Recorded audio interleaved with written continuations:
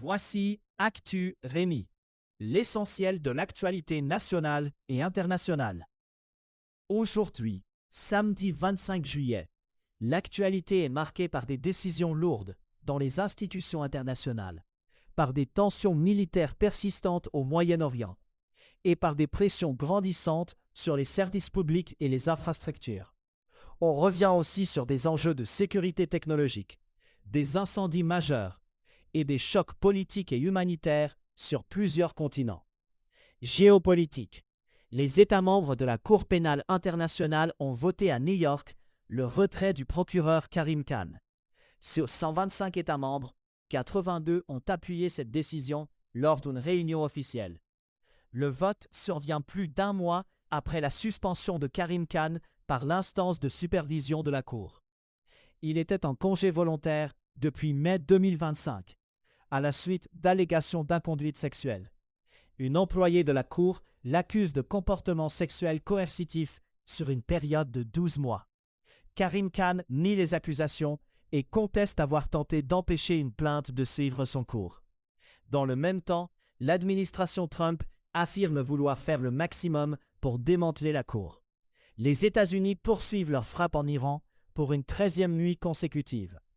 Téhéran a lancé des attaques de représailles contre des cibles américaines dans le Golfe. Donald Trump dit être prêt de décider s'il ordonnera une attaque massive. Une réunion s'est tenue entre le président et ses conseillers sur une opération militaire de grande ampleur. L'armée américaine a aussi annoncé avoir tiré sur un autre navire tentant de briser le blocus des ports iraniens. Dans cette même séquence régionale, les Houthis soutenus par l'Iran revendiquent une attaque de missiles contre l'Arabie saoudite. Les signaux d'escalade se multiplient alors que la diplomatie reste incertaine. Taïwan teste sa capacité de résistance face à un scénario de siège maritime par la Chine. Des responsables ont mené des exercices de simulation centrés sur une coupure des voies maritimes. Les autorités planifient des manœuvres pour escorter et rediriger des navires en cas de blocage. Elles prévoient aussi des mesures de stockage et de distribution de fournitures essentielles. L'objectif affiché est de maintenir des flux logistiques malgré une pression en mer. Près de Kiev, une frappe russe a touché une exposition de drones en plein milieu de la journée. 10 personnes ont été tuées et environ 100 ont été blessées, selon les autorités ukrainiennes. L'événement rassemblait des acteurs visibles de l'industrie ukrainienne de la défense. Cette attaque survient un jour après une rencontre de Volodymyr Zelensky avec des responsables de l'entreprise américaine Raytheon. En Russie, à Saint-Pétersbourg, un entrepôt de Wildberries a aussi été visé par des drones. Canada. Des milliers d'éclairs ont déclenché de nouveaux feux de forêt dans l'Ouest canadien. La Colombie-Britannique compte au moins 90 incendies actifs dans ce contexte. Près de 34 000 éclairs ont été recensés au cours de la dernière semaine, contribuant à de nouveaux départs de feu. En Ontario, des secteurs forestiers continuent aussi de brûler. Le premier ministre Mark Carney qualifie la saison en cours comme l'une des plus intenses jamais enregistrées au pays. La situation mobilise les autorités, alors que les risques demeurent élevés sur plusieurs fronts. Un chef fédéral de l'opposition demande à Ottawa de bloquer une entente de partage de données entre Thomson Reuters et l'agence américaine ICE. L'agence américaine doit payer 125 millions de dollars américains pour utiliser une base de données d'enquête. L'objectif affiché par ICE est de détecter ce qu'elle appelle des cas de fraude à l'immigration. Le chef néo-démocrate Avi Lewis presse le gouvernement Carney d'intervenir sur le contrat. Il demande aussi de restreindre davantage les entreprises canadiennes qui font affaire avec ICE. En Alberta, Élections Alberta a vérifié des signatures liées à une pétition citoyenne. La démarche vise à forcer un vote sur la séparation de la province du Canada. L'organisme confirme l'étape de vérification, dans le cadre d'une initiative populaire. Le processus remet le débat sur l'indépendance à l'agenda politique provincial. Le Royaume-Uni emboîte le pas au Québec sur les boissons énergisantes destinées aux jeunes. Le principe visé est l'interdiction de ces boissons pour les mineurs. Le Canada, lui, ne change pas son cadre à ce stade. Le contraste alimente le débat sur l'encadrement de ces produits et sur l'âge des consommateurs ciblés. Le prolongement de la ligne orange du métro de Montréal refait surface dans la planification. Une nouvelle étude de l'Autorité régionale de transport métropolitain évalue ses effets potentiels. L'ARTM estime que des milliers de voitures pourraient être retirées d'un secteur très congestionné. Le projet évoqué inclut l'idée de prolonger et de boucler la ligne orange. Le dossier revient donc à l'ordre du jour, dans un contexte de pression sur le réseau routier. Science. Des cas au Brésil montrent comment l'intelligence artificielle peut servir à tromper le système judiciaire. Des avocats tentent d'influencer des décisions de juges par des manipulations techniques. Le mécanisme est décrit comme une fraude difficile à détecter, car elle devient presque invisible. L'enjeu touche la fiabilité des procédures et la capacité des tribunaux à vérifier l'authenticité des éléments soumis. Le risque central concerne l'intégrité des preuves et la confiance envers les décisions rendues. Ces épisodes soulignent aussi un décalage entre la vitesse des outils d'IA et les moyens de contrôle des institutions. Aux États-Unis, l'idée d'un interrupteur d'arrêt pour l'IA gagne du terrain dans le débat public. Cette option vise à stopper des modèles ou des agents jugés incontrôlables. La discussion s'est accélérée après le signal d'alarme lancé par un agent d'IA décrit comme déviant. L'expression de kill switch renvoie à une capacité d'intervention directe par le gouvernement. La question pose des problèmes concrets de mise en œuvre et de gouvernance. Elle soulève aussi le dilemme entre sécurité, contrôle centralisé et risque d'abus. Climat. En France et en Espagne, les incendies ont entraîné l'évacuation de plus de 160 000 personnes. Les autorités des deux pays décrivent des feux d'un caractère inédit. Ces évacuations massives traduisent l'ampleur des brasiers et la pression sur les services d'urgence. La situation perturbe durablement des territoires habités, avec des déplacements forcés et des zones à risque. Monde, au large du Guyana, le bilan du naufrage d'un traversier côtier de l'État atteint 72 morts. Les autorités confirment ce nouveau bilan, alors que les opérations se poursuivent. Sur environ 179 personnes à bord, 76 ont été secourues. Les équipes tentent de renflouer le navire, partiellement submergé, et de récupérer tous les corps. Le gouvernement estime qu'environ 100 personnes pourraient avoir péri. Si ce chiffre se confirme, il s'agirait de la pire tragédie maritime jamais enregistrée dans ce pays. À la frontière entre le Brésil et le Pérou, des leaders autochtones dénoncent une montée de la violence criminelle. Ils affirment que des communautés sont prises en otage par des groupes du crime organisé. Dans le village d'Apiwaksa, des hommes masqués armés d'armes semi-automatiques sont entrés dans des maisons. Ils ont intimidé des habitants et cherché des cibles, selon les responsables locaux. Les mêmes groupes sont accusés de détruire la forêt, de construire des routes et de faire du trafic de drogue. Une délégation a été envoyée à Brasilia pour alerter les autorités fédérales. En Inde, le ministre de l'Éducation Dharmendra Pradhan a démissionné après des manifestations massives. Le mouvement est porté par des jeunes et s'organise sous le nom de Cockroach Movement. La démission intervient après une mobilisation d'ampleur, devenue un enjeu politique national. Cette crise illustre la capacité de mouvements étudiants à imposer des changements au sommet. Au Venezuela, la situation se dégrade après la capture de Nicolás Maduro lors d'une opération militaire. Donald Trump a ensuite déclaré que les États-Unis allaient diriger le pays. Un mois après de puissants séismes, des zones restent en crise humanitaire. Des écoles, des structures de santé et des réseaux d'eau ont subi des dommages importants. Des communautés demeurent sans services essentiels, ce qui complique la reprise. La combinaison du choc politique et des dégâts matériels continue d'affaiblir la réponse sur le terrain. Économie. Sur les marchés des matières premières et des devises, L'or s'établit à 4 054 $ américains, en baisse de moins 0,2% sur 24 heures. L'argent se négocie à 58 $ américains, en baisse de moins 0,7% sur la même période. Le Bitcoin évolue à 63 968, en baisse. Le dollar canadien s'échange à 0,71 $ américains. Le pétrole a grimpé jusqu'à 100 $ le baril après des attaques en mer Rouge. Des rebelles Houthis, soutenus par l'Iran, ont visé 2 pétroliers saoudiens dans cette zone stratégique. Cette situation prolonge les inquiétudes sur la circulation maritime et l'approvisionnement mondial. La question centrale devient l'effet d'un blocus et des détours sur les coûts de transport. Aux États-Unis, Donald Trump a remplacé des tarifs arrivant à échéance par une nouvelle série de droits de douane. Ces tarifs sont entrés en vigueur vendredi et touchent plus de 80 pays. Ils couvrent pratiquement toutes les importations américaines, selon la description donnée à Washington. Ces mesures remplacent un précédent dispositif lancé lors de ce que Trump appelait le Liberation Day.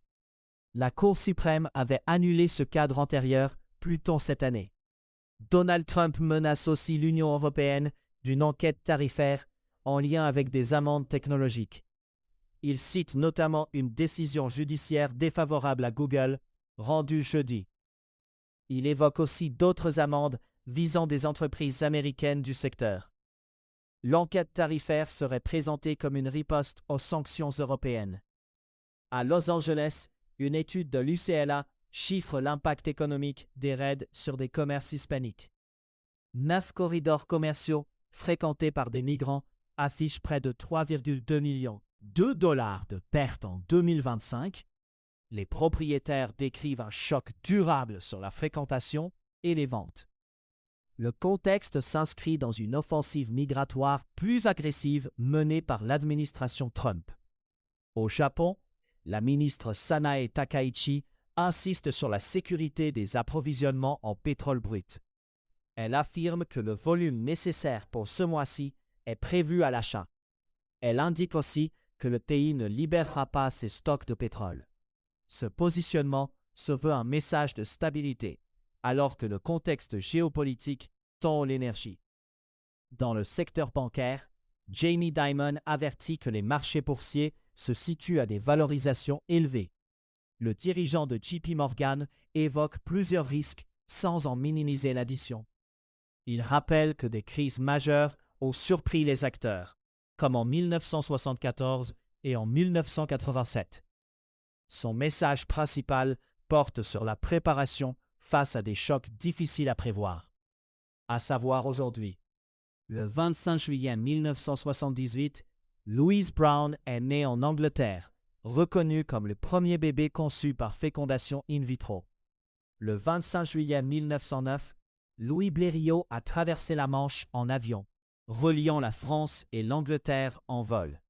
Aujourd'hui, dimanche 26 juillet, les tensions internationales dominent l'actualité, entre escalade militaire et violences ciblant des civils. Au pays, l'ouverture d'une infrastructure majeure côtoie des feux de forêt et un nouveau chapitre dans la relation commerciale avec Washington. Géopolitique. Dans le Golfe, plusieurs États arabes cherchent une sortie de crise, alors que les États-Unis poursuivent des frappes quotidiennes contre l'Iran. Des pays arabes de la région subissent aussi des attaques de riposte attribuées à Téhéran. Cette pression accélère les efforts diplomatiques pour afficher une ligne commune vers un cessez-le-feu. Mais des tensions anciennes entre capitales du Golfe freinent l'unité sur la méthode et sur le calendrier. Les ministres des Affaires étrangères des Émirats arabes unis et de l'Arabie saoudite ont multiplié les signaux publics de coordination ces dernières semaines. L'objectif affiché reste de définir un chemin crédible vers la paix malgré des divergences persistantes sur les leviers à utiliser. En Allemagne, une attaque à la voiture a frappé un événement de la fierté à Berlin, avec un mort et au moins 16 blessés. Les pompiers de Berlin ont précisé que 11 personnes figuraient parmi les blessés graves. La police a identifié un suspect de 21 ans nommé Abdul B. et une chasse à l'homme est en cours. Les autorités indiquent que le suspect est connu des services de police et qu'il a des liens avec des milieux islamistes à Berlin. Des éléments de l'enquête évoquent aussi de coups de couteau lors de la même soirée, en marge du heurt par véhicule. Le maire de Berlin a dénoncé une attaque visant une société qu'il décrit comme libre. Au Brésil, le gouvernement a refusé d'accorder des visas à 2 envoyés américains attendus sur place. Brasilia affirme que cette délégation visait à peser sur le système électoral avant la présidentielle. Le scrutin oppose le président sortant, Luiz Inácio Lula da Silva, à Flavio Bolsonaro, présenté comme un allié de Donald Trump. Le département d'État américain rejette l'accusation et la qualifie de sans fondement. Ce refus de visa ajoute un nouvel épisode de tension politique entre les deux pays. Il intervient à l'approche d'une campagne qui s'annonce très polarisée. En Cisjordanie, des colons ont mené des attaques nocturnes, avec des incendies visant des lieux de culte. Des mosquées ont été incendiées et des graffitis avec le mot « revanche » ont été constatés. Des véhicules ont aussi été brûlés lors de ces raids, selon plusieurs signalements sur place. Des Palestiniens ont été attaqués pendant ces violences, dans plusieurs points touchés. L'armée israélienne, les forces de défense d'Israël, a condamné l'incident. L'armée indique que ses troupes sont arrivées trop tard pour interpeller les suspects d'un incendie de maison de prière. Canada, le pont Gordie Howe doit ouvrir aux véhicules lundi, après un projet étalé sur environ 25 ans. Cet ouvrage relie la région de Windsor en Ontario à Détroit, au Michigan, via un nouveau corridor frontalier. Le projet était attendu depuis plus de 2 décennies, tant pour la circulation que pour le commerce. L'ouverture marque une étape concrète, après une longue séquence de planification et de réalisation. Le pont est présenté comme un projet hors norme, compte tenu de son ampleur et de sa durée. Les autorités se préparent à l'intégration du trafic routier dès le premier jour d'exploitation. En Colombie-Britannique, un feu de forêt hors de contrôle brûle dans le Central Okanagan, au nord de West Kelowna. Plus de 500 propriétés sont désormais visées par une alerte d'évacuation dans ce secteur très fréquenté en période de vacances. Des résidents vivent une attente active, entre préparation des sacs et incertitude sur l'évolution du brasier. À Kimberley, en Colombie-Britannique, des habitants décrivent des choix difficiles sur ce qu'il faut emporter et ce qu'il faut laisser. Le Québec a envoyé un renfort aérien avec 3 avions-citernes dépêchés par la Sopfeu vendredi. L'objectif est de soutenir les opérations de lutte contre les incendies dans l'Ouest canadien. En Alberta, la première ministre Danielle Smith écarte une riposte sous forme d'interdiction d'alcool américain. Sa décision survient après une nouvelle menace commerciale de Donald Trump visant des tarifs de 50% sur des produits canadiens. Danielle Smith rappelle que la province avait déjà interdit l'alcool américain pendant plusieurs mois l'an dernier. Cette fois, le gouvernement albertain ne veut pas répliquer par la même mesure. La province semble privilégier d'autres options face à une pression tarifaire annoncée. La menace évoquée concerne des droits de douane élevés et un risque de tensions économiques plus larges. À Montréal, la ville s'attaque au site de recyclage de ferraille du milliardaire Herbert Black, surnommé le roi de la scrap. Depuis l'incendie d'avril qui a enfumé une grande partie de la métropole, la ville tente de révoquer des permis du site. Le site est jugé trop polluant par l'administration municipale, qui veut resserrer les conditions d'exploitation. Herbert Black, âgé de 82 ans, conteste et ne montre aucun signe de retrait. Le dossier touche aussi des chaînes d'approvisionnement, car l'homme d'affaires pèse dans l'acier et la ferraille. Des acteurs économiques craignent qu'une fermeture ou un ralentissement affecte un pan de l'économie québécoise et nord-américaine. Et science, en intelligence artificielle, le modèle chinois Kimika 3 attire l'attention par sa taille et son statut open source. Il est présenté comme le plus grand modèle open source au monde, ce qui change l'équilibre de la compétition technologique. Ce lancement replace la Chine dans la course pour diriger les avancées en IA.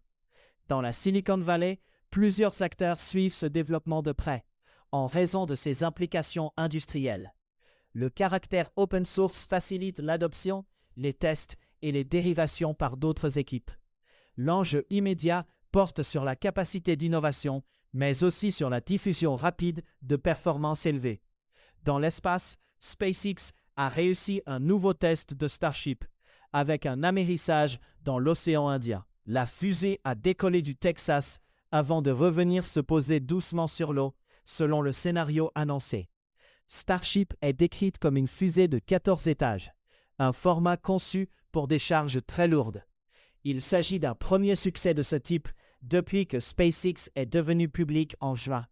L'entreprise d'Elon Musk vise une répétition de vol d'essai pour stabiliser la fiabilité de l'engin.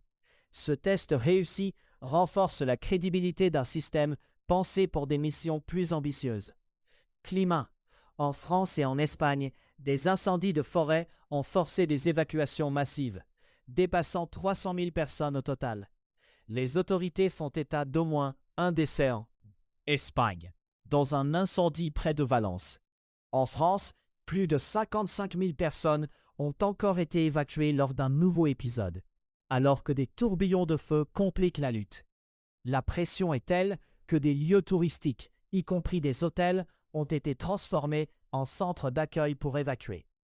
La dernière étape du Tour de France a été raccourcie, car des personnels de sécurité ont été redéployés vers les zones de feu près de Bordeaux. En Colombie-Britannique, l'incendie au nord de West Kelowna maintient plus de 500 propriétés sous alerte d'évacuation. La situation impose une préparation constante des résidents, entre départ possible et surveillance des consignes. Le Québec contribue à l'effort canadien avec 3 avions-citernes envoyés par la SOPFE. Monde. En Inde, un mouvement mené par des jeunes de la génération Z a obtenu la démission d'un ministre de l'Éducation. Le mouvement est surnommé le Cockroach Movement et s'est imposé comme une contestation très visible. La mobilisation a finalement été levée après la démission du ministre. Ce cycle de protestation est présenté comme l'une des expressions les plus fortes de colère publique depuis des années. Le Premier ministre Narendra Modi fait face à un défi politique notable après 12 ans au pouvoir. La question maintenant est de savoir si le gouvernement peut apaiser une jeunesse mobilisée sur des enjeux concrets. En Afrique du Sud, une vague xénophobe a fait des étrangers des boucs émissaires dans plusieurs quartiers populaires. Des groupes en marche ont même fixé une date symbolique, le 30 juin, comme échéance officieuse pour le départ de migrants sans papier. Cette pression a déclenché un exode, avec des conséquences immédiates sur le marché du travail. Des employeurs se disent désormais en manque de main-d'œuvre après ces départs accélérés. Le thème de l'immigration s'est imposé au centre du débat politique sous l'effet de ces actions de terrain. Le mouvement s'appuie sur des patrouilles et des opérations d'intimidation, selon des témoignages rapportés sur place. À Washington, Donald Trump a lancé plusieurs piques contre la presse lors du dîner des correspondants de la Maison-Blanche. La soirée mettait aussi en avant la liberté de la presse, dans un contexte de tension autour du rôle des médias. L'événement avait été annulé une première fois après une fusillade en avril, avant d'être reprogrammé. Donald Trump a également salué le Secret Service pendant son intervention. Le dîner reste un moment symbolique dans la relation entre pouvoir exécutif et journalistes accrédités. Les propos du président ont ramené le climat de confrontation au cœur d'une soirée habituellement plus consensuelle. L'aile gauche du Parti démocrate enchaîne des victoires politiques récentes. Ces succès relancent la question de leur capacité à reconquérir des électeurs décisifs dans des États charnières.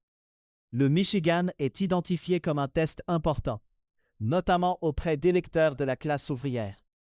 L'enjeu est électoral, mais aussi stratégique, sur la coalition nécessaire pour gagner à l'échelle nationale.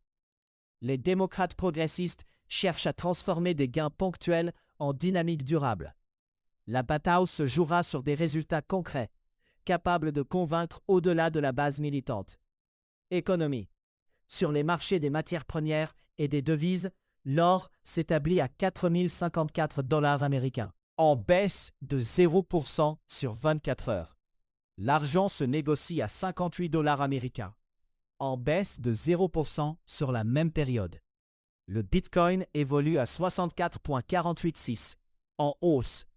Le dollar canadien s'échange à 0,71 $ américains. Au Zimbabwe, l'interdiction d'exporter du lithium brut commence à produire des effets, et les ambitions montent. Le pays veut aller plus loin dans la transformation locale de ses ressources, au lieu d'exporter uniquement la matière première.